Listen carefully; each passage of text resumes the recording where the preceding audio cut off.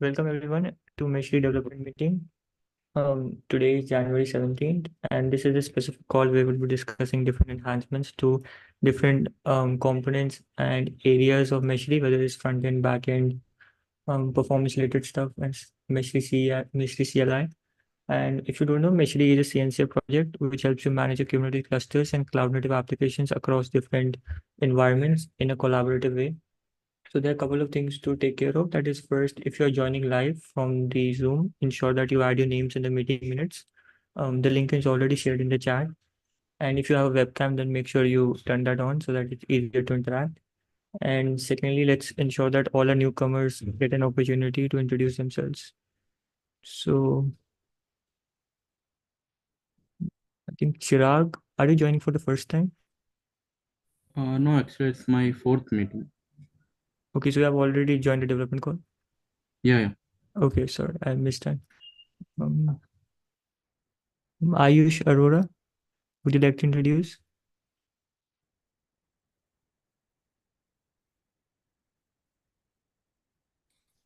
Sure, actually, I'm joining for the second time. I joined last time. Have you also joined the development meeting? Oh, yes. Last week on Wednesday, I think. Okay, I think I missed it. Anuja, would you like to introduce yourself?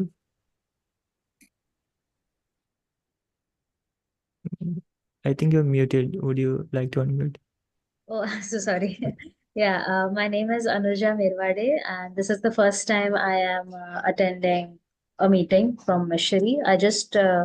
I think I filled up the form on LFX a couple of days ago, and then Lee reached out to me, I believe yesterday or day before yesterday, asking me to contribute and join the team. So I got a bunch of invites yesterday, and I thought of joining. I have done some like participated in another open source project a few months ago, which is called openlibrary.org. It is a child of Internet Archive. You might be knowing internetarchive.org.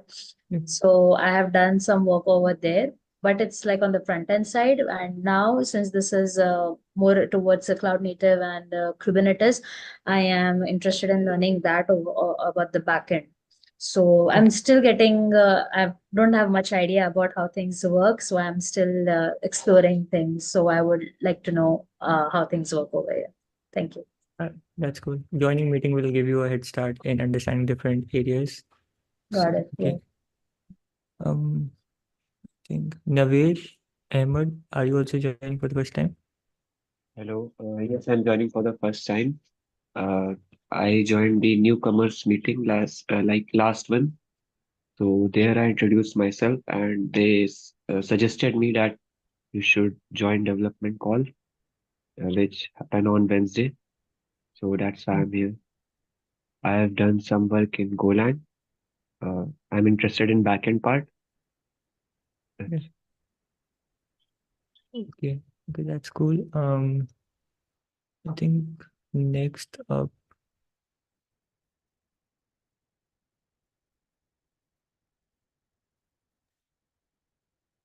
Hello, Pranav. Yep. Yeah, I am also joining for the first time. Yeah. So can I introduce? Yep, sure. So my name is Ayush. I am in second year in BTech, and I have some experience with JavaScript and Munstack, and I'm learning about Golang. Yeah, that's all. Okay. That's cool. Thank you for your introduction. Anybody else joining for the first time? Just in case I don't miss. Hi, my name is Sandra. I feel like this is my first time because everything is still so new and I'm happy to be here. Okay, that's cool. Thank you, Sandra. I think that's all. Rest all our old timers. So let's start with the first item. Sinali, would you like to go with first and introduce your RTK changes? Sure.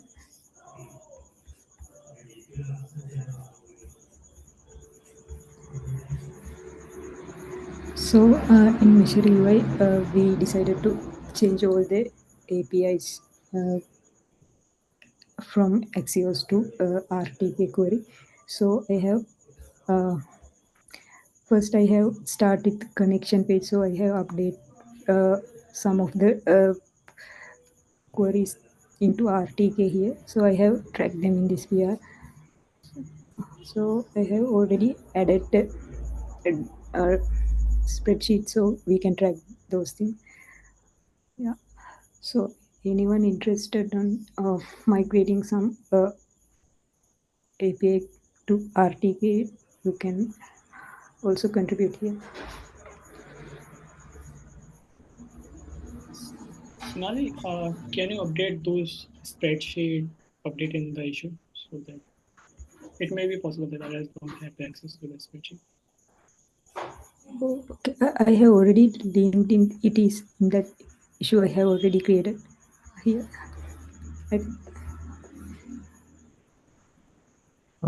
Have you already moved this doc to the layer 5 projects document, that drive? No, I will move that into Okay. layer 5. And also, is there any like documentation that explain user contributors how to get started? Like, what's the standard way of defining an RTK query, or is there anything like that? Right now, I didn't have. I can update in this issue Yeah. some documentation part. Yeah. If you can just give a small example of how it's worked, like basically a small definition of any standard example, and so that people can pick it up from there. Yeah, yeah. I will update.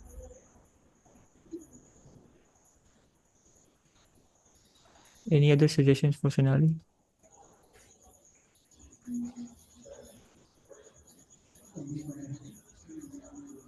I was just thinking like there are few class-based components left in the code base. So for that particular thing, what you will be thinking to approach? Like there are few class-based components. How we are going to use the RTQ there because it's a hook-based system. Right now, I didn't have. I think first we need to change it to functional component first. Then we can do. I think it's better to update in this documentation. This spreadsheet. Then we can track those things as well. Yep. So you can try using one of the existing spreadsheet, because I think there's a spreadsheet which tracks all the components that we have, especially the MUI one which we had to migrate to the V5. In that itself, if you can add a new column for RTK, so if Oh, that okay. helps, you can find that in the drive. Yeah, okay. I will. That's all from my side. Okay. Next up is Piyash on our registry. Yeah, can I go next? My service is still running, so I might not. Yeah. Okay, so we can circle back to you then if you want. Yeah, I was just saying that can we go next? Yes. Yep. Yes, you can go.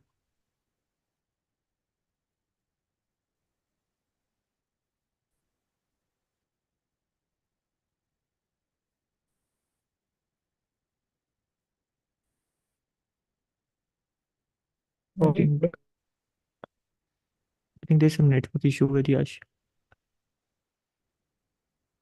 Okay, we can circle back to Yash until he joins back. Next item is from Akshay. Um, Akshay, would you like to discuss your updates? Yes, let me share my screen.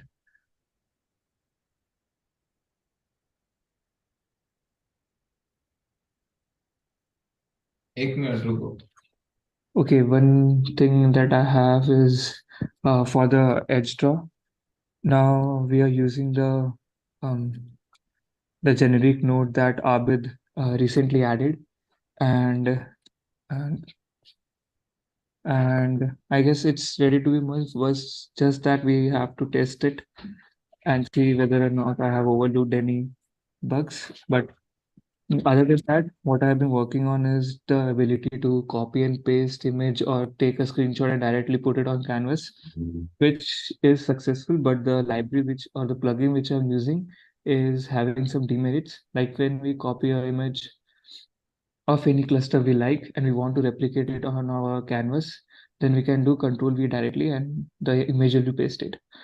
And issue that I've been facing with it is it's actually not a generic node or a cytoscape node rather, and that's why it is like cannot get saved in the design file because we are not handling it. So the other proposal which I had was to make an image component like we have for text, comment, and everything. So make an image component which can get triggered when we do Control V, and if we have a image type data in our clipboard, then it will automatically be pasted using the image component node. So that was the proposal was for, and I would love to hear your thoughts.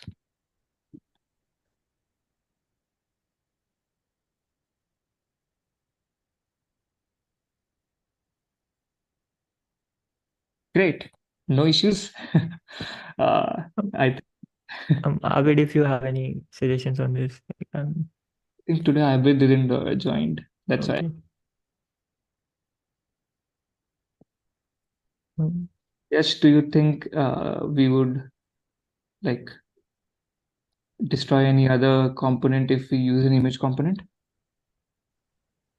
So can this image be part can be made as a part of capability for all of the components? Like, I mean, like you are telling what like this image will be a component. So it would mean like you cannot attach an image to an already existing component. For example, like there is a circle component. So if I want to attach an image to the circle, so would the image component have that capability in place to get attached to that existing component? Actually, Lee discussed with me this once. Like, do we have to support both of them? Like inserting it into a node, like we have in like shapes, circle, barrel, or whatever. We can insert it in them, and users might also have to you should get the ability to directly insert it using a component. That's why I was proposing this plugin, but the plugin have some issues because they don't use generic cytoscape node for creation of the image. They generate it using their inbuilt some canvas HTML5 APIs. That's why it's creating these issues. This can be countered, but it will take a lot of time then to code it. Last thing, like, did you try it using cytoscape like background image, using the background image property and then setting the image in that way? Yeah, it's actually already been merged. I think, and we can actually insert images in the circles and different shapes in which we can edit. If the capabilities have the capability to edit the background image, then we can insert an image there using the Pamela we have. Okay. That would be it. Thank you. Thank you, Akshay, for your changes. I think next is Uzair, as Sudhanshu won't be joining today. So, Uzair, would you like to go? Yeah, sure.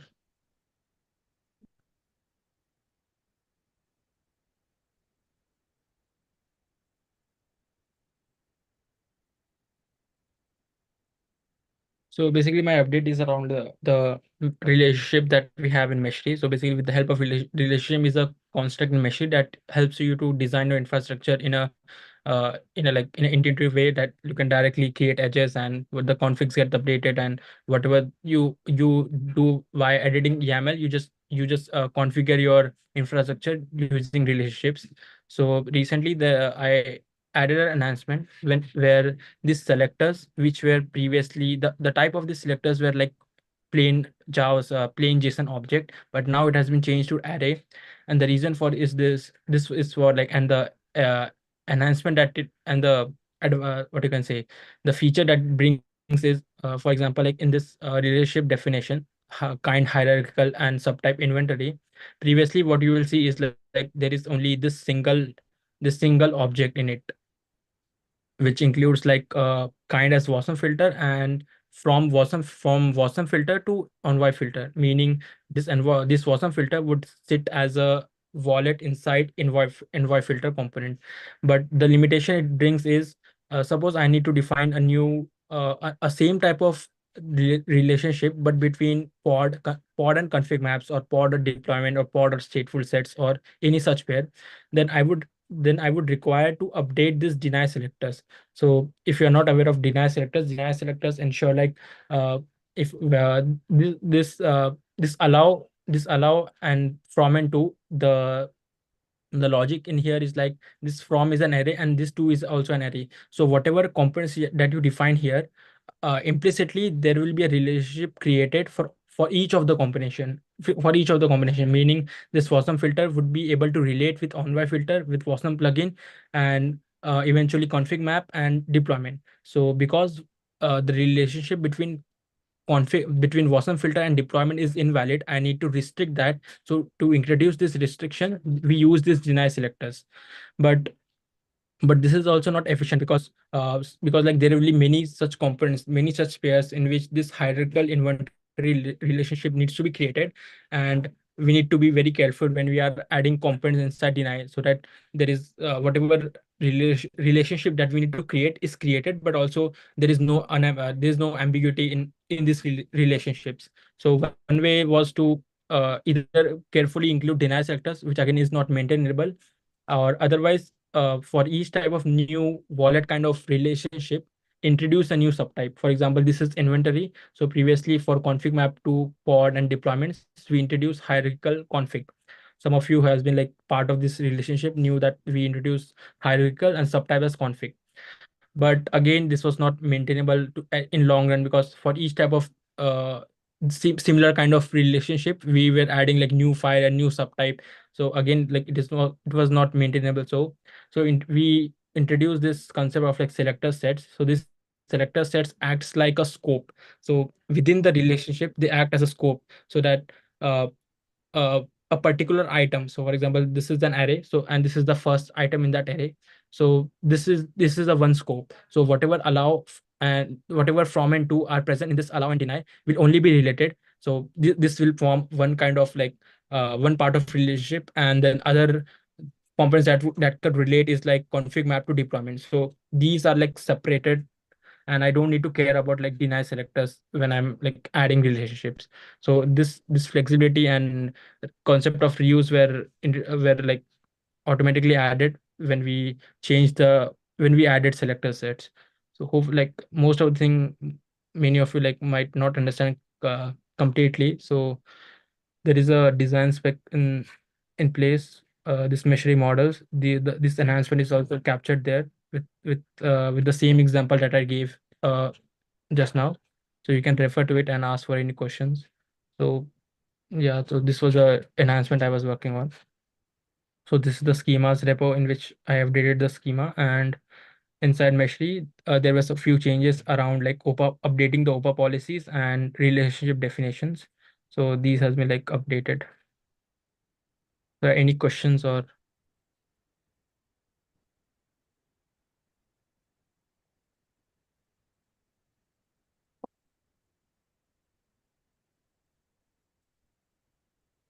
So if you see previously, we had this kind of logic. We had this hierarchical config, but the visual paradigm and the policy backing these two relationships were same. But like we were required to create a new file, and this was the headache around it. So that's why we changed selectors from this to having an array. Yeah, this was the only update. Yeah. Now let's okay. I was just having one question like Yeah. Yes, go on. I was just saying like let's say we want to add a new this same selector set for another two pairs. So for that we would do we need to just like do we need to add a new element in the array, or we have to just like we can just use the existing element and just append them based on what we already have? So if like if you are adding a new pair and it is not directly relating to the existing pairs, then you need to only include that a new element inside the selector sets. But for example, like if you want to add secrets, so like you want to relate config map to secrets, so you just need to append the existing object inside the selector set. But for example, if you are introducing a relationship between HPA, horizontal port autoscaler, and some other component, then you need to include like a new selector set, because you don't want HPA to config map relationships. You don't want that ambiguity. That's why.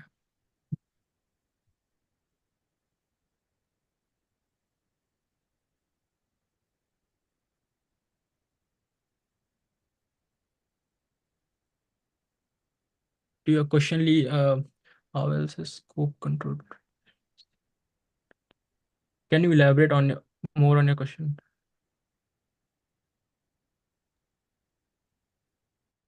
So selector sets help you control scope of a given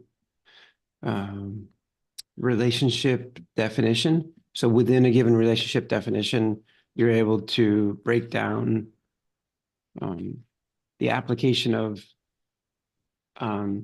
a from and a to, like the application of what to do when a from and a to match, when a relationship matches. The action to take, you're able to say, to break that down and have better control within a given definition, within a single file. Are there any other, what other current or maybe planned controls are there around scope, or like where else is there scope for this? Is it just a global name, quote unquote namespace? Then there is like model level scope or. Okay, I got you. Yeah, please. Yeah, explain if you would. Yeah, so right now, if you see this definition, the model specified is like Kubernetes. So whatever evaluation that occurs on only Kubernetes components. So you can see this as a scope. So this is the model level scope. So whatever this inventory wallet, edge network, edge firewall relations that you see will be applicable only for Kubernetes model component, for only Kubernetes model. So, and if you want to suppose like example, you want to provide a relationship for this kube form provider AWS. So you explicitly needs to include a relationship specific to that model. So in that way, this are model level scope, but also there could be a relationship definitions which are like model wide. For example, namespace to any other namespace components, because like in Kubernetes, like anything which is namespace, which can be deployed inside a namespace, can be like automatically become a child of that namespace. So it can act as a model wide or a model wide relationship without any like issues, or we are very much sure that we will not face any issues. So in that way, like there is a concept of global scope or model level scope and such things.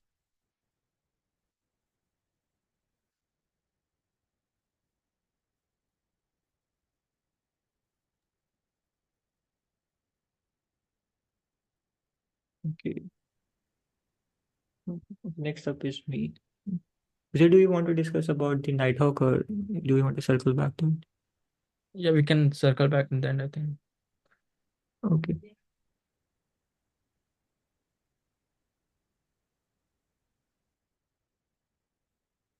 So basically, my changes were about improving our scripts. So like just a little bit of gist is like Meshery has a registry which tells Meshery its capabilities, to which different integration it can integrate with, or which different different technologies it can handle or provision. So basically it's laid down in a spreadsheet, if you might have already seen that. So basically there were a lot of issues wherein our spreadsheet was quite not it was not really clear of what things are going on, because there was a lot of duplication of stuff, and it was not explicit about a lot of things. Whether, let's say, earlier there was a lot of issues with components, as we were not explicitly stating what component is. We were just telling everything in just one sheet, and models were not as a first class citizen. So now basically we have done a lot of improvement in the spreadsheet, and what that means is like this will enhance our websites, our documentation as well as the registry. So first part is like how I've improved the documentation. So basically, now we actually fetch the information from two different sheets, models, and the other one is components. And it's like we just fetch the information, we store it in an array, and then this is the only function that runs for updating a documentation, this small one. And it actually just updates our layer 5 docs, it updates our Meshery IO docs, Meshery IO website, and the third one is our Meshery documentation. So this one actually just adds those images that we see on our main Meshery.io website. This one adds the images that we see on layer5.io website as well as the documentation for that. When you go to each specific model page, you will see the images and the description of that. So now you also see components for each model. And the second thing, same thing is for Meshery documentation. Um, so I've also like updated the front matter which Vivek was saying, requesting, and I have to just like this PR updates a Meshery documentation, and I have another one for layer5.io documentation. I have to just push one changes. So anybody has any questions on this? I've also have half of the changes for Meshery registry. So basically now, like I've also enhanced how we store the things in a file system. So based on our discussion, so that should be done today. How many components can you shove into one folder? Are they all in the same folder? Yeah, actually, okay, let me show. Okay. Any thought to maybe perhaps organizing those a little bit? Yes, actually, I've used the same thing that we discussed. That is, if I show images, like under integration, the each directory redetermines a model. We have icons for that. This is not, this was by mistake, I removed that, but then we have a components folder. And for each component, there's a directory for that component, and it has its own icons and the color and white. So exactly how we laid down in the spreadsheet. So I realized a couple of models that's different, but yeah. So basically, it's following the same structure that we have in our this file system spreadsheet. So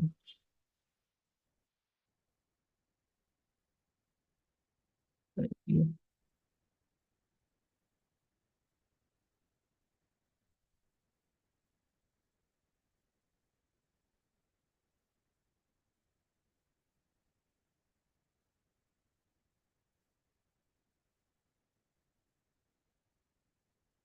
So okay, so if there are no questions,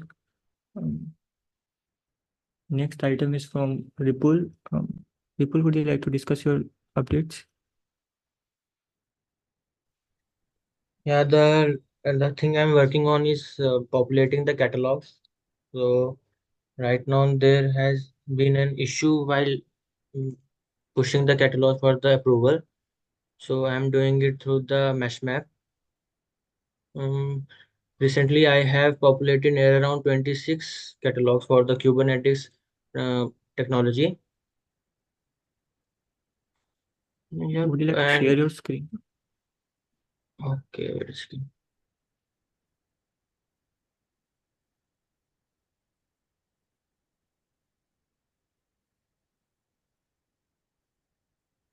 Is it visible? Yes. Okay. So I have basically populated around 26 Kubernetes components for the catalog. And the second thing that I was working on was a design spec for the components CTL, Meshery CTL experimental components command that has been submitted to Lisa. And the other thing is I am working on currently on the relationship stuff for the Kubernetes config man using the volume mounts. So I will raise a PR soon for that. Yep. These are the updates from my side.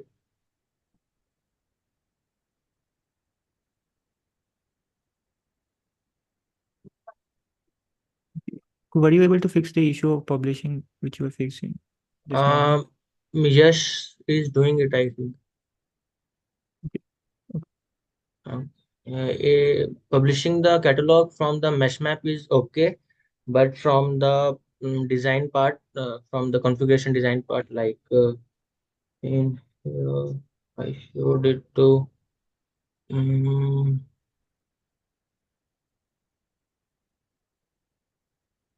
where it has been gone. Yep, like from the configuration part, it shows an error. Okay.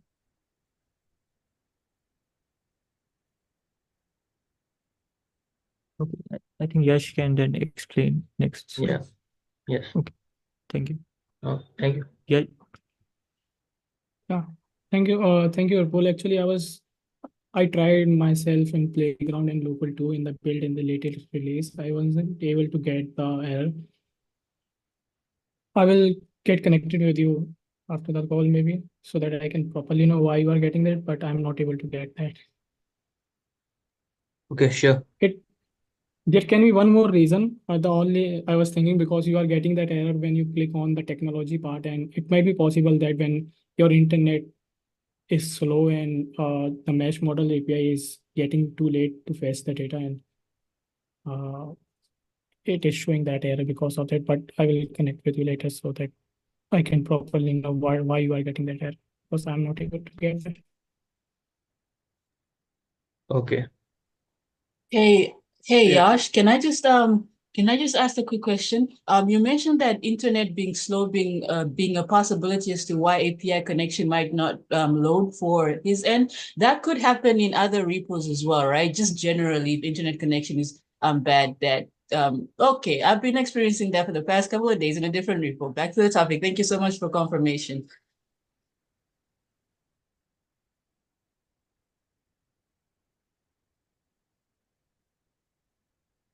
Yash, Rapul, did you guys confirm what version of Meshery Rapul is running? You guys should. Rapul, that's a local build that you've done? No, sir, it's not a local build. Okay. Got you. What do you know what version you're running? By chance? Anyway, Yash, are you up? You should be on top of this error. Yes, yes. Okay. Do you know what version he's running? I'm sure that you asked him already. Yeah, he's running on the 7.10, so it's probably I can give more insights because I am not able to reproduce it because of that I'm not able to give the more insight, but I have to connect with him so that I can properly know why that error is coming. Oh, that's okay. Thanks for being on top of it. That's great. Are you up? Yes, yes, I am. I'm already on it.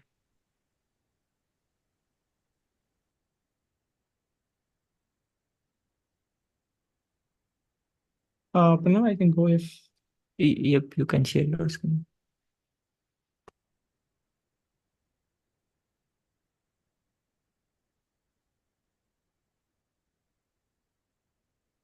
Okay, so we have a registry page inside the Meshery UI where you can see all the information related to your models that is registered, uh, and the existing relationships, and that Uzair was talking about. You can see all that existing relationship in the UI also, so you don't need to go inside the report to see them. You can see existing models and components, also search them. And yeah, so this is an UI. It needs enhancement to give more insights to the users, more insights to the admins who are running this Meshery, so that they can properly know which models are registered, which models are not registered, and they can properly debug it and get more information about particular component relationship. So I was working on the component app. So today what I did is that I actually added the relationship. I'm currently enhancing the UI a little bit, but now uh, now what we can do is that you can click on any of the component and you can know uh, how many relationships affect that particular component and how many relationships that component can build. So yeah, that information you can scroll down a little bit and you can see right over here. And currently I'm searched for pod and I am seeing for the pod. So yeah, there is any. it's more, you can see the same information inside the mesh map if you go. But yeah. I'm also thinking to do one more thing, which is providing more information, like what that relationship means. So what I'm trying to do is, one thing is either have a link over here, which can be deep linked to the relationship tab. If you click that, you will relationship tab will be open and you can get more of the information. However, there will be an I button also, which is kind of have to 1 minute.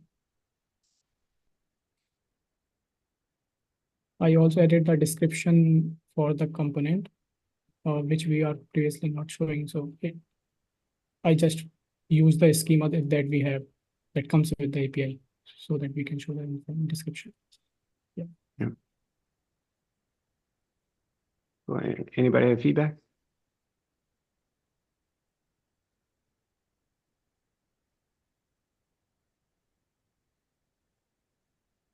Cool. Yep. Deep linking makes a ton of sense, Yash. What bugs are you focused on fixing before you attempt to add new functionality? Yes. So there's one bug which is like in the relationship tab. Sometimes what happens is that when you go to the components tab and relation tabs again, you might find that there are a few of the components in the tree was coming empty. So these are kind of bugs that I'm solving. Nice. Okay. Hey, a request, if you would, if you'd prioritize those first, that would be wonderful. Actually fix all the bugs before you go to add functionality. Deep linking across a lot of things makes sense. The formatting and display of the relationships as you have them, I don't know. It's pretty confusing. It's tough, a little difficult to pick out quite what that means, at least for me. The addition of the description is nice. The addition of the graphic or the logo, the icon for each one, that's nice. Very helpful for people to understand what's in there. But stuff like this where it's not usable and it crashes is. Yeah, that's because of my personal local build. Of your what? Yeah, this is the error that you can see. That was because of the local build that I'm running on, and I was working Yeah, some issue. Because right now in the playground you may have seen some issues, but in the latest, as we will make a new release, I fixed most of the issues, so you should not see most of the issues. So Nice. like errors of like having an horizontal line which is not properly aligned, these kind of issues I already fixed. So yeah. Very good.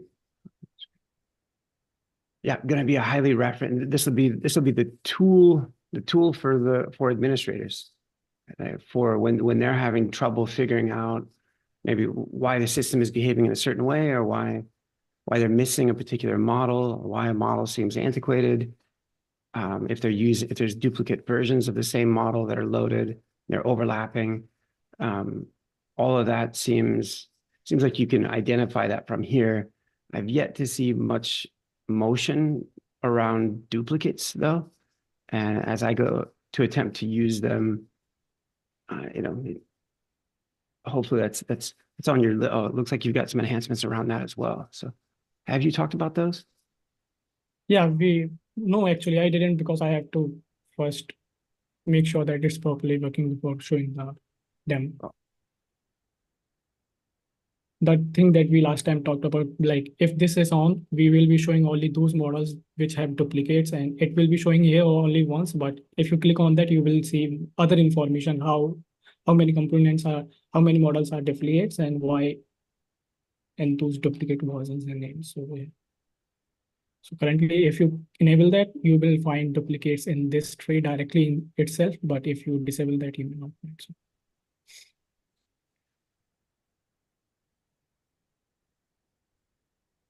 Yeah. So if you have any suggestion, if you like to work on that, if you're new, if you like to work on something, there are many issues that we are currently tackling, and I created this issue to make sure that we are tracking every small part of it. So I will share the link of this in the description, and you can read more about what registry is and what are if you have any suggestions that can improve that particular part of that particular page, it would be nice to have, and to let me know in this comment in this issue. So I will share them. Thank you. I was working on this. If there is any other.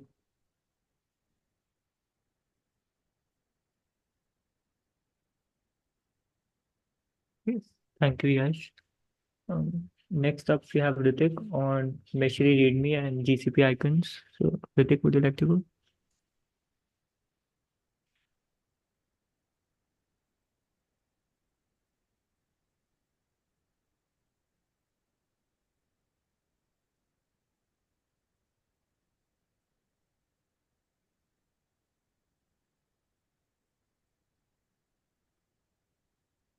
You don't say. Sorry. Okay, I was working on creating the README file for our Meshery organization, same that we have for our layer file. So I have done the implementation part of it, and this is how it looks like.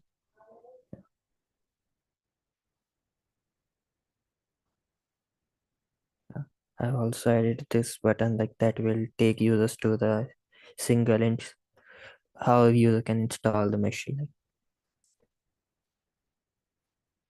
So yeah, I tried to add the stars that we have in our Figma markup at the back, but like a README file doesn't support much of CSS, modern CSS, so I was not able to do that.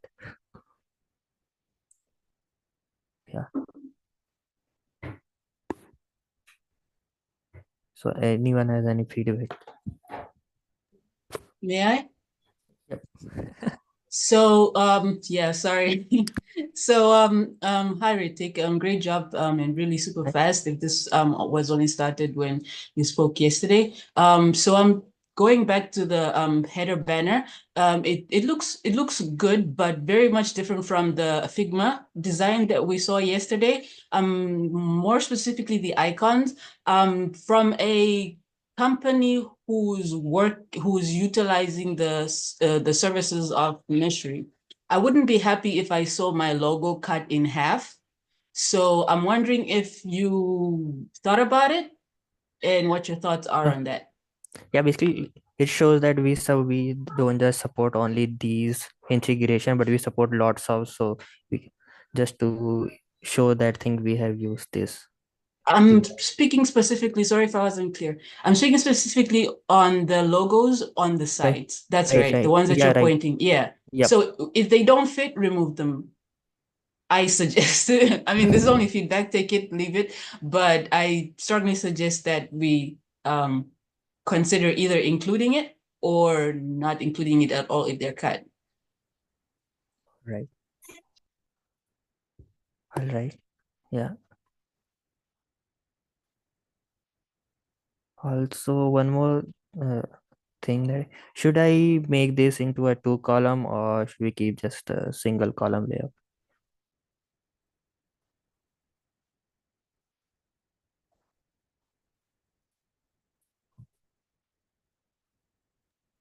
Anybody have a perspective?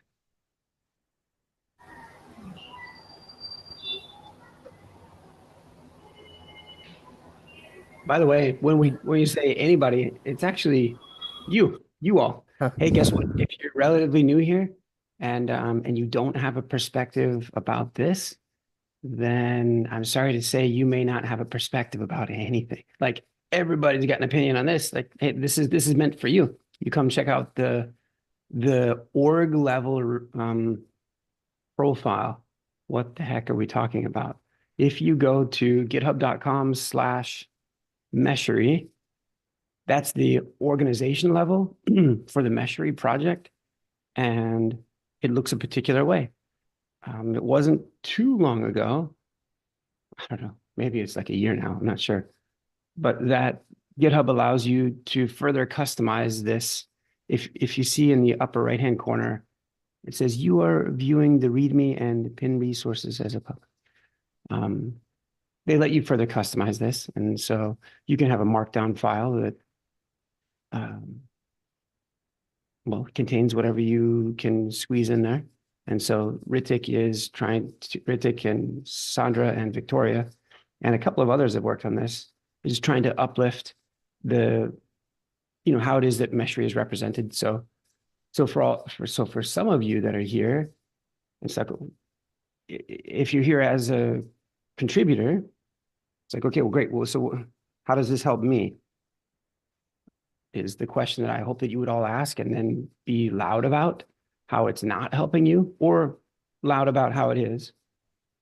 Some of you are here to put Meshery to use and have it help you run your infrastructure. You might be asking how it is that this helps explain Meshery at all, or how do I install it? I don't see a link to that. Is there even documentation for this thing? I don't see a link to that. Oh, there's an install link for just that component. So I go and install each of these individually. Is that what's going on? Okay, I guess. Which ones do I need to install? I'm not sure. If I'm a contributor, I see that there are a bunch of other contributors being successful. Gosh, how could I do that? I don't see any help wanted here. Well, I don't know. Those might be things that you'd all be thinking. Don't let me do your thinking for you, though. Yeah, so hi everyone. I'd like to say something about this part. I feel that it's designed properly, but what I think is that for a newcomer or for someone who is visiting the website for the first time, a proper description or a little more text would be much appropriate. Like, for each and every information, a little more text could be more, so it would look a bit proper.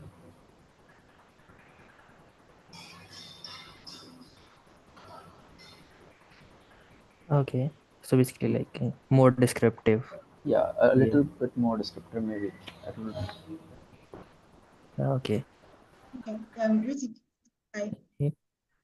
Hi. Regarding the banner, am I audible? Yeah. Yeah. I see that you tried to implement this feedback in the call yesterday to make it look like we have many integrations. That's why we have some of the icons overflowing at the edge there. So regarding what Sandra said now, I think you might have an issue trying to balance with feedback. So my suggestion is maybe make it a GIF if it's possible, so that those icons they can be moving across the page to give the idea that this is not where it ends, that it continues beyond this. I don't know if that makes sense. That's just my suggestion. I don't like it. Then I also noticed that we don't have the video, like a video showing how Meshery will. It is a video, yeah.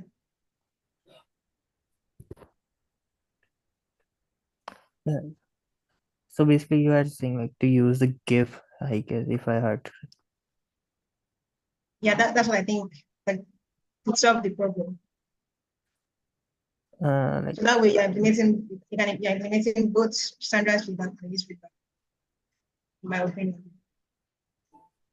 like we can use GIF, but like I don't know right now, like how we can use. Good. So I'm sorry to interrupt. We only have 10 minutes left. We need to get to, so what you do is say thank you. Thank you. Thank you for that. Thank you for that feedback. Thank you. Let me take that into consideration. Yeah.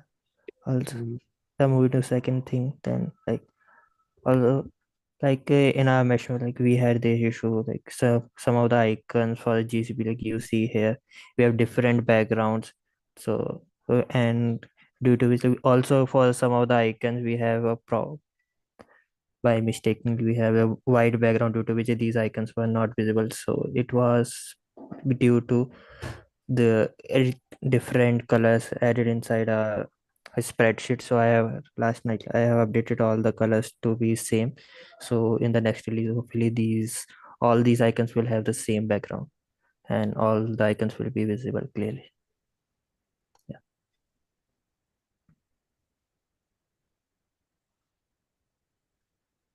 That's it from my side. Thank you, Ritik. Next, we can discuss about performance management with Shane, Uzair, and Lee. So, should we discuss that now?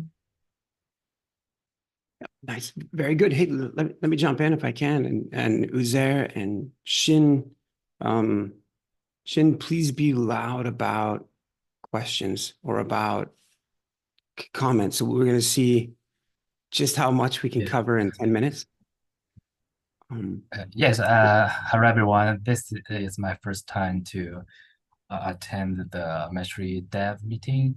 Yeah, yes, I have gone through the Nighthawk adapter design. So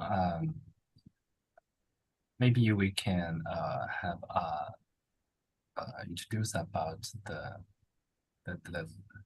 next step of what we can do at the first step. Yes.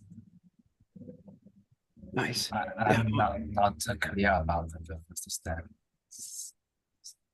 It makes sense to me. Yeah. For my part, I'm not sure that I'm entirely clear about that first.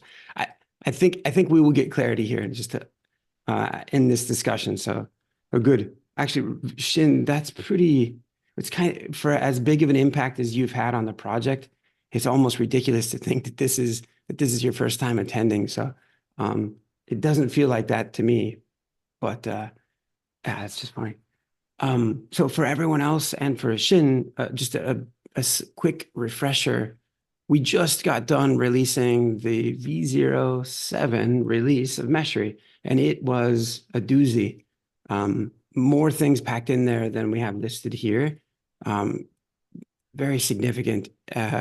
We just got done with all of you planning for what that next release would look like, hopefully a bit smaller.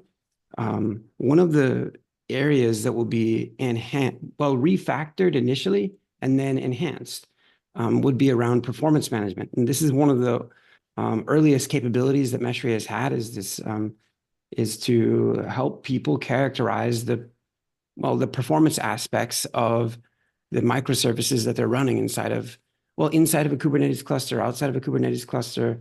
And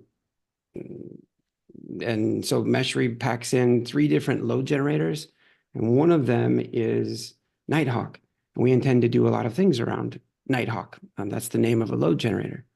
And so Shin, of some of those objectives that we've spoken of, like long-term objectives or over the next couple of few releases, is things around distributed performance management. So the ability to generate load from multiple instances of Nighthawk, and then eventually coalesce all of the individual results from the analyses of each of those generator instances back to a central data sink, so back into Meshery server, and make sense of that and allow the user to see the individual analyses and as well as all of them put together. Well, in order to support that, so that's one goal, a bigger one. One of the other bigger goals is to take advantage of the ability to run multiple successive performance tests and have those performance tests be adaptive in how it is that they are hammering on how it is that they're testing the system, the system under test. And so to do that, recursively is maybe not the right word, but to do that in an advanced way and help users run optimization routines, or a little bit of game theory, if you would, some maximization routines, because they would run a performance test, analyze it, run it again. And Meshery would do that for them and help them optimize their infrastructure. In order to do those two things, distributed performance tests with many instances of load being generated, either against the same system under test or various systems, and the other long-term goal of adaptive load control, adaptive load tests, these maximization routines. There's a bit of refactoring that we have to do inside of Meshery currently. So currently, when Meshery ships, when a user downloads Meshery and runs the Meshery container, that Meshery container has a fair number of things packed into it. This is the Meshery architecture deck, by the way. if I think everyone, including myself, would do well to spend more time in it. Hopefully it's quite helpful in just grasping high level concepts, but also it goes through some of the internals of what Meshery does. There is also, if you filled in your community member form, there is, well, here's the project Nighthawk. So the load generator that we're referring to is called Nighthawk. There's by the way, many of you have worked on the dedicated website for Nighthawk. And it's been a while since we refreshed it. So, yep, this is another one of the community's sites. I don't know if I have to apologize for this, but it's based on Jekyll again. It could probably do with a bit of updating around these goals.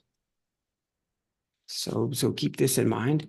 There's a related initiative called Service Mesh Performance. Shin is a maintainer of Service Mesh Performance. This is another one of our CNCF projects. And so I won't even explain it. We just don't have enough time. Point being is there's an architecture deck out here for what it is that we're trying to accomplish. So Shin, in order for us to take Nighthawk out of the Meshery container image that we need, so it ships as a C++ compiled binary inside of the Meshery container image. In order to support multiple instances of Nighthawk, we need to take Nighthawk out, put it into its own adapter. So we'll be creating a new Meshery adapter. We haven't created a new one for a little while. It's been just a little while. A couple of them have died off as some of the service mesh projects have died off. And so yeah, so there's a little bit of refactoring that needs to be done in order to pull Nighthawk out. This next part may not be always obvious to folks. So Shin, one of the ways that a Meshery deployment functions is when someone deploys Meshery, they describe the deployment. Just like in a kube config, you might describe a bit of how Kubernetes is deployed. In the same way, actually, even in a more articulate way, you can do that for how Meshery is deployed. If in a terrible way, we referred to this as a mesh config. So for users that deploy Meshery using Meshery CTL, it looks a bit like this. In Meshery CTL, there are contexts. So just like kube contexts, I'm sorry, just like kubectl has contexts, which allows people to manage individual Kubernetes clusters, there are Meshery contexts, which allow Meshery CTL to manage different Meshery deployments. If I take a look at my current context, this is what it looks like. It's called, the name of it is Docker A. Wasn't very imaginative on my part, but where is that Meshery server located? What token would I use to authenticate to that server? Here's the name of it. Where's that token located on my file system? What type of platform is it that Meshery is deployed to? So in this case, you can, as a project, Meshery supports either being deployed into a Kubernetes host or inside of Meshery supports being deployed into either a Docker host or inside of a Kubernetes cluster. So in this case, it's being deployed in cluster. Here's the important bit that I was trying to get to. Of the various optional components that you might want to deploy, that you might want to be installed in a given deployment, here would be that list. So what we're trying to accomplish in this particular release is for there to be a new adapter called Meshery Nighthawk. And instead of Meshery speaking to Nighthawk internal to its own drive, it would speak to Nighthawk in a separate adapter. Good. I just said that like 4 times in 4 different ways. But Shin, when each adapter boots, each of those adapter container images start up, they reach out to Meshery server over gRPC. We might want to change the direction of this arrow. It's a bi-directional arrow, but they reach out, they speak to Meshery server and register their capabilities. They register who they are as an adapter and what they are capable of doing. Yeah, they register with the server. So they wake up, send over the components and the relationships that Yash and Uzair were talking about earlier on the call. Those types of things get registered. Or if an adapter has the ability to run a performance test and understands performance profiles, maybe it has some default performance profiles, things like that. Like those are things that we would want for the adapter to be able to register. And so I'll pause there and say, Shin, did that help even at all? Like that we didn't get into any particulars about precisely where to start. I have a question about the architecture of the Meshery Nighthawk adapter. When we have deployed a Meshery in Kubernetes, it will run a Meshery Nighthawk adapter all the time, right? And if users want to trigger or run one performance test, the Nighthawk, the adapter will create some other pods or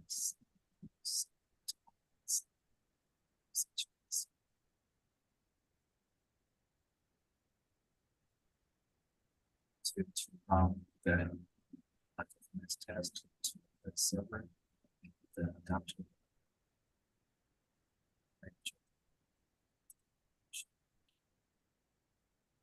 Make sure that that's the code. To Nighthawk, right?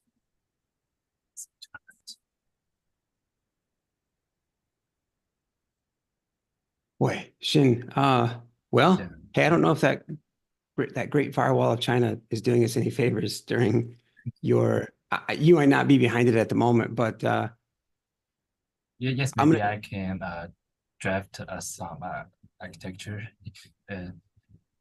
to draw architecture for you to, because my words is not very good for yep, that'd be great. Yeah. And by the way, of the words that I was able to make out, it might be that I thought you were saying some things around, hey, the fact that this adapter, as it's running and performing its duties, it would be interacting with Meshery server over gRPC over a particular dedicated port. So there would be a new port assigned just to that adapter. Okay, well, what port should it have? Well, this is, I think, part of the question you were asking, but I think you asked a couple of, it's like, well, if we go to the docs under architecture and well, network ports. Okay. So each, so there is much over the network communication that happens between the components, and for Meshery adapters and Meshery servers specifically, that gRPC port that's chosen is statically configured. And so when the project started, we just started at port 10,000 and started counting up from there. And so we're about to 10,013. So previously, Shin, maybe about a year ago when we were thinking through this, okay, so So by the way, so there's a bug or there's an update that needs to happen, 2 updates in the docs. The adapter that's being created, it's not being called Meshery Perf, it's being called Meshery adapter for Nighthawk. So if any of you are out there want to get a quick win, also there's an icon for it, a custom made logo for Nighthawk. It's that amazing looking bird-ish. So that's part of, I think, Shin, what you were referring to. But then, yeah, as it performs its load generation duties, it may initiate any number of, any amount of load. It might send it toward systems under test using whatever port the user asks for, more or less. My question is, when users will trigger a new performance test, will Meshery adapter for Nighthawk create a new code named Nighthawk to run the real performance, to run the node or the Nighthawk will run also in the adapter itself.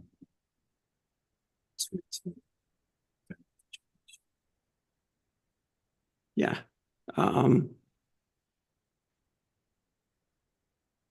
Yeah, I get your question. Maybe I should educate myself slightly more before or let me qualify this response with like, perhaps this is wrong.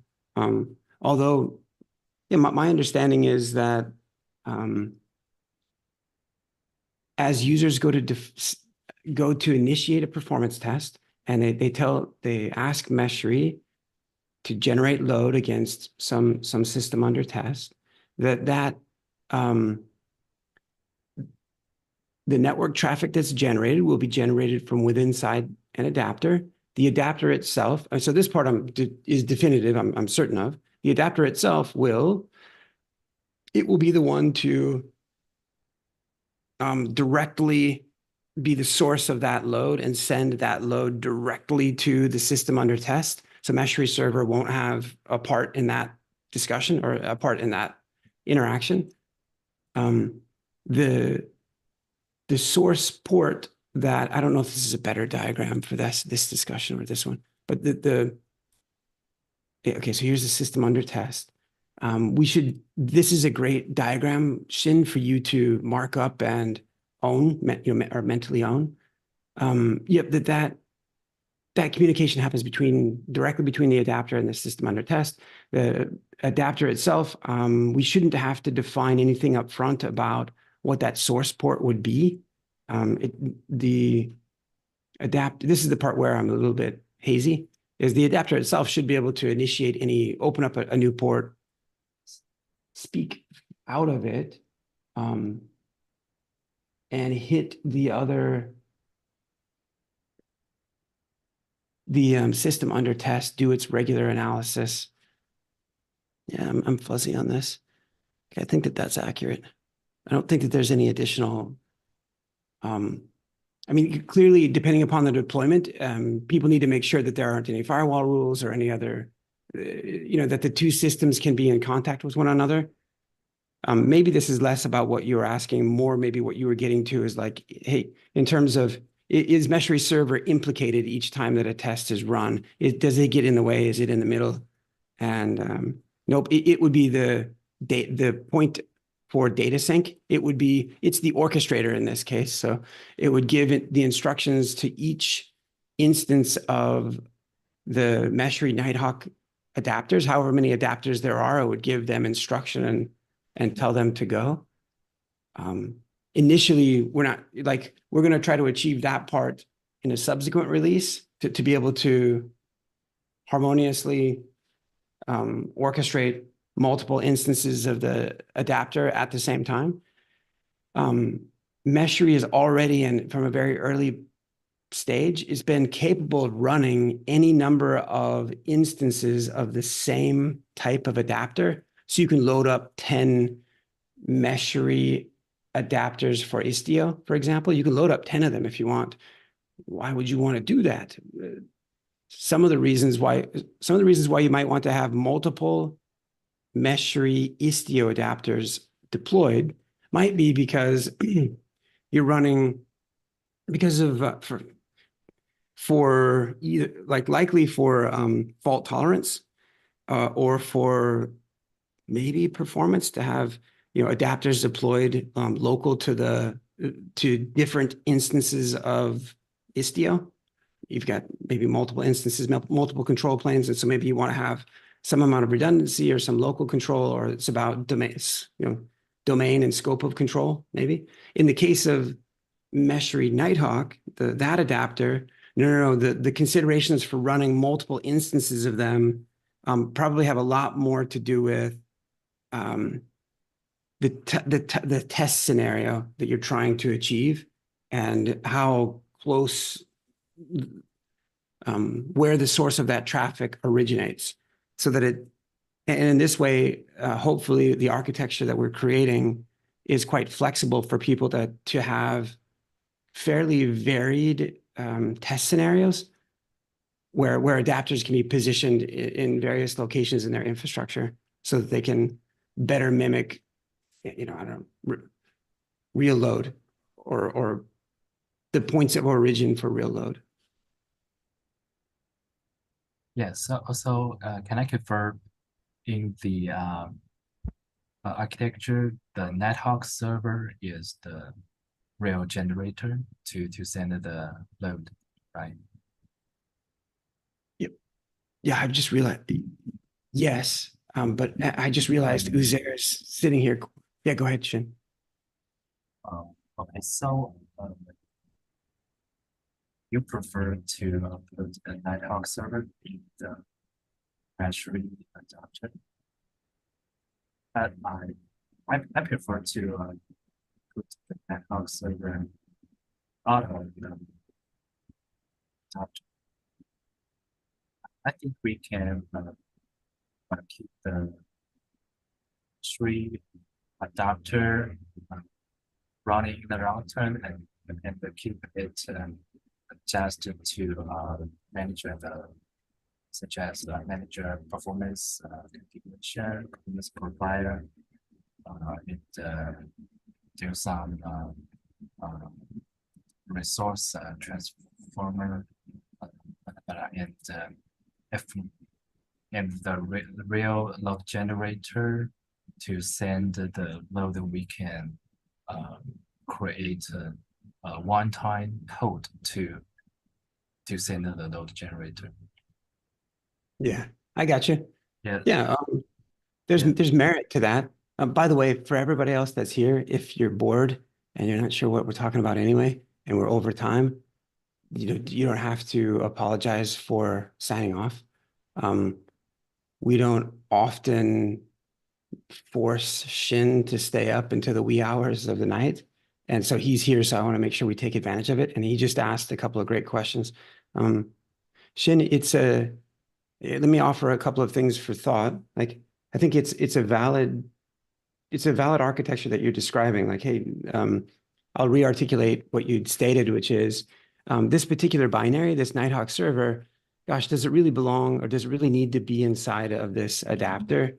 Couldn't there just be some logic here? This be a separate independently deployable entity that Meshery server could just become aware of, and it would have some transformation happening, and so in this sense, if that approach was taken, it's a valid approach. What you end up with is you end up designing the same thing that we've just designed. Because what you'd say is like, oh, okay, so let's just, let's put that adaptive load control, I'm sorry, that info into this server because great, because someone can design a performance profile, implicate or call into service any number of these Nighthawk servers as they describe a particular test. So they describe the test and they hit go. And Meshery says, okay, well, yeah, you just described a test that requires 3 Nighthawk servers deployed in different areas. Okay, so I'm gonna get that ready. I'm gonna send out those instructions and speak to those Nighthawk servers and tell them what to do. Here, you run it for 10 minutes and you for 15, and you run, you direct load under that to that. And well, so when Meshery server wants to speak to Nighthawk, there'll need to be it'll need the ability to do that. Right now, Nighthawk, so you need to either go augment the C++ to agree upon there isn't to agree upon the API contract between the two systems and have that, which ends up looking fairly similar to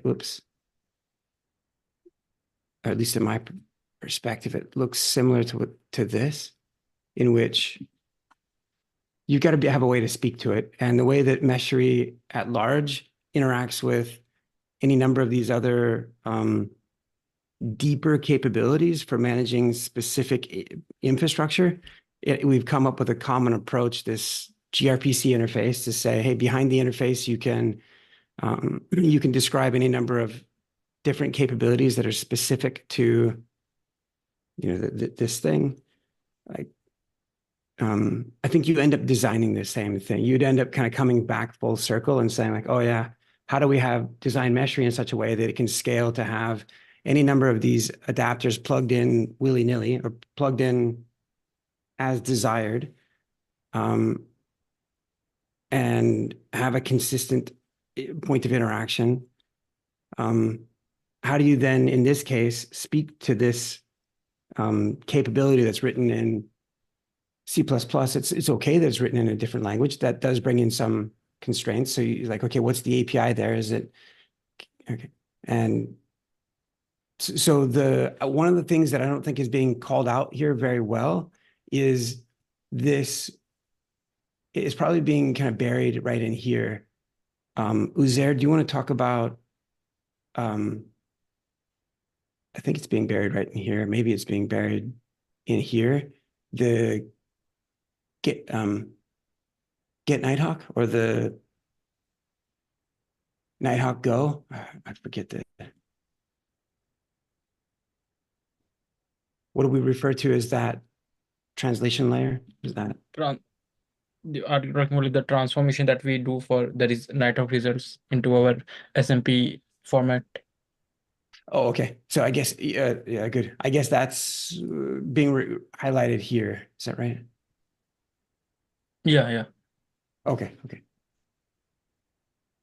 Shin, we can, of the things that I just articulated, that doesn't definitively mean like, oh, okay, well, the thing that the architecture that you're thinking won't work.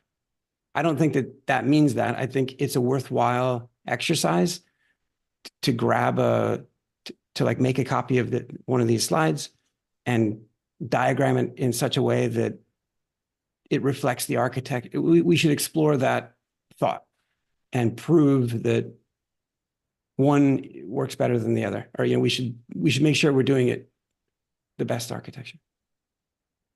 Yes, I can understand your this architecture. Can I confirm that when the Meshery server is running, we don't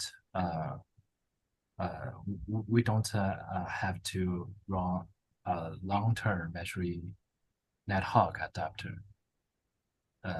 Just when the users want to run the new performance test, we can start a new Meshery Nighthawk adapter or multiple Meshery Nighthawk adapter to run the performance test, and we can put the Nighthawk server in the adapter because we want to use the adapter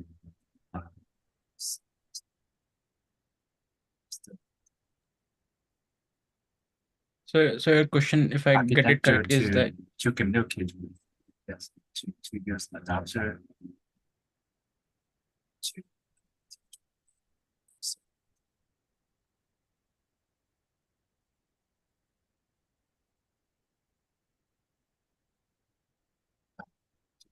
understand. Oh, sorry. Can you help me? 最后没有听懂，最后没有听懂，最 You can 后。 speak Chinese? Yes, the yes. last few words I didn't catch. It Yeah, cut yeah. off Wi-Fi. We can put Nighthawk server in the Meshery Nighthawk adapter because we want to use the adapter ability to communicate with the Meshery server. Right.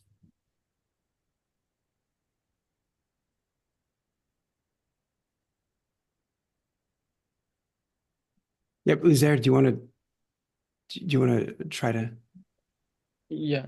So basically, like the Meshery Nighthawk adapter would be initialized at the if the user has in his Meshery context Meshery Nighthawk component listed, then we will initialize then Meshery Nighthawk adapter would be running, and when the request comes in, suppose like we can lazy load the Nighthawk server. So basically, we can have either way. So when Meshery Nighthawk adapter boots up, we can start the Nighthawk server, or when the first request comes in, we can boot the Nighthawk server.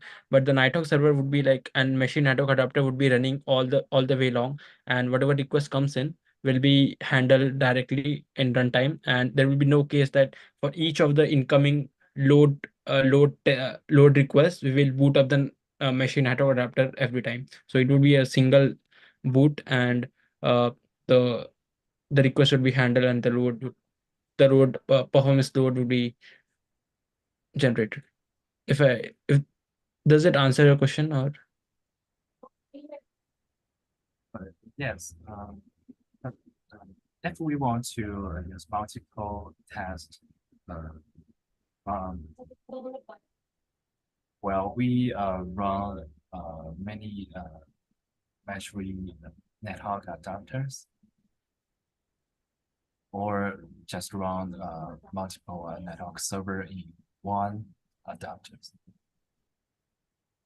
so in the first iteration, so like there will be single Nighthawk adapter and single Nighthawk server running.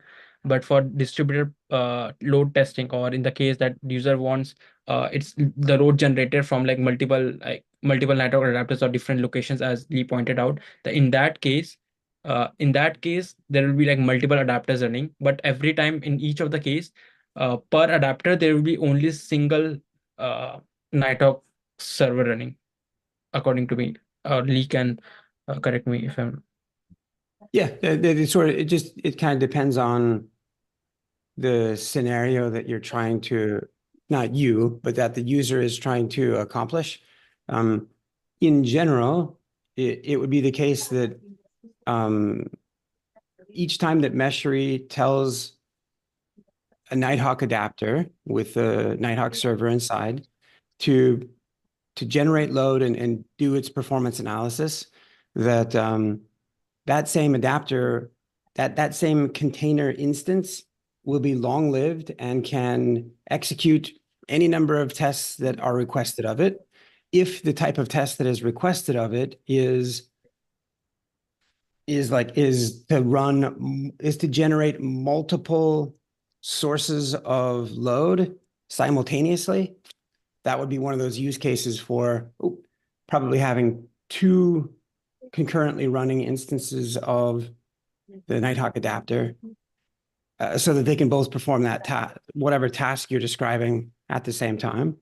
They would both be long-lived. Yes, they would be inert, or they would not really be doing much until they're really only implicated during the performance test time. Other than that, they would be just sitting there idle, not doing much. Technically, they could be turned down. Those adapters, those containers could be turned off. So yes, long term, that is a goal for inside of the performance profile, like more or less in the performance profile, the way that you describe the test that you want to run inside of Meshery, you're well aware of this already, Shin, but the way that that is articulated in terms of the way that it's written down is very much part of how service mesh performance, this project ties in, which is to say that there's something of a standard way of describing what type of test scenario you have. And so the idea being that if the type of test scenario that you've described is to run, it implicates 3 Kubernetes clusters and such, like that Meshery will need to be enhanced just a little bit over the next few releases to be able to create a DAG, to create a, do you want to help me out here, Uzair? To do the same thing that it does for other types of infrastructure that it provisions. So in the same way that if a user describes the fact that, oh, like, hey, let's deploy an Istio instance, and this Istio instance is going to span multiple Kubernetes clusters. And so if in the design that they've created, there's 2 Kubernetes clusters, 5 nodes here and 5 nodes here, like to the extent that Meshery performs multi-cluster orchestration already for initializing new infrastructure like Istio, configuring it in a multi-cluster way. In the same way, the performance profile definition that we have today needs to be enhanced a little bit to accommodate more sophisticated test scenarios. And so, yeah, I think that's what you're getting at is like, hey, what are the constraints, the constraints? Yeah. Yeah. In order for us to get to those more sophisticated test scenarios, we have to do a little bit of legwork, rip out Nighthawk server from the container that it's in right now, make it so that you can run multiple of them so that when the nice thing about, back to your other question about like, hey, do we really need this adapter thing? Is it kind of just getting in the way? Wouldn't it be sort of convenient if you could just drop down binaries wherever you want them? And then you could have super sophisticated scenarios in which you've got, and couldn't we have that? And as we were explaining, part of one of the nice things about, just this general concept of having a Meshery adapter, even one that like does nothing. Let's say that you deploy an adapter and it's basically empty. It would have standard templating or standard scaffolding that facilitates a bunch of other boring concerns, like, hey, how many Nighthawk server instances are out there? Where are they? Are they up and running? Can I talk to them? Like if for any, so this cookie cutter adapter substrate, if you will, helps. Oh, hey, where like if you deployed a Nighthawk, if you just dropped it out here, hey, how does Meshery server know about it? And how can Nighthawk register it? Or how can Meshery reach out and talk to it? And it's like, okay, there's this standard infrastructure and standard mechanisms that are used to help facilitate that. So yeah, Meshery would ideally dynamically deploy any number of it would self-generate and self-deploy its own adapters. So in a lot of respects, Meshery would be a bit like a virus in that regard, where it would be self-propagating, at least potentially temporarily, until the test is done, and then maybe it would turn down the adapters. Boy, that's some nerdy stuff. Or we haven't made it that far yet in terms of the prior discussions, just because we've got to walk before we run. But discussing that sort of a thing up front is quite critical, because if we don't, then we might get we might design such an architecture that doesn't facilitate it in the future. So I think your questions are very well placed.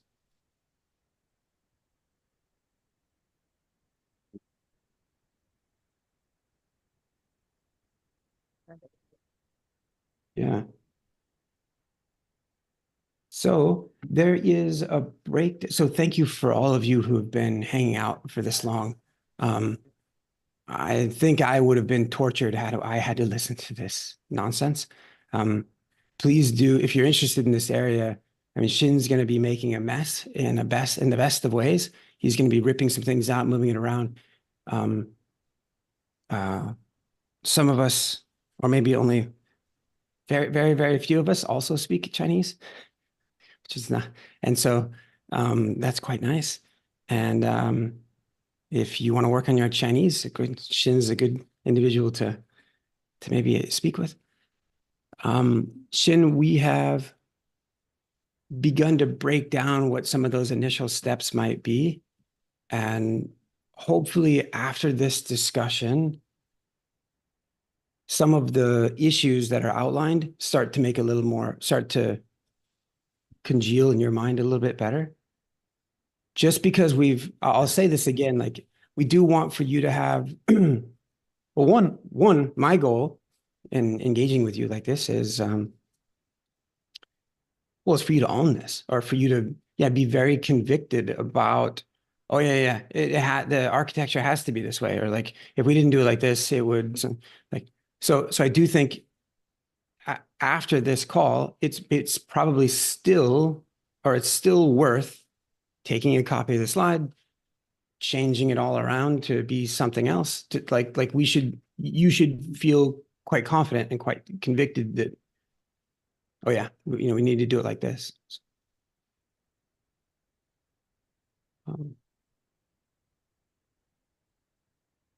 I see some issues you create in our assignment.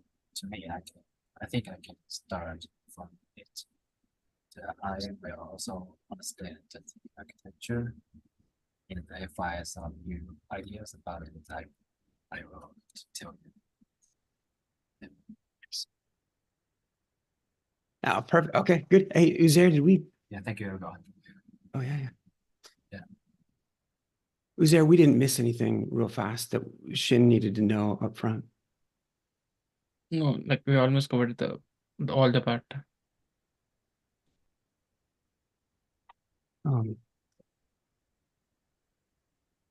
Well, we almost had a second meeting. Look at that. We're like halfway to another meeting. This is great. We packed it in. Pranav, thanks for hosting us today.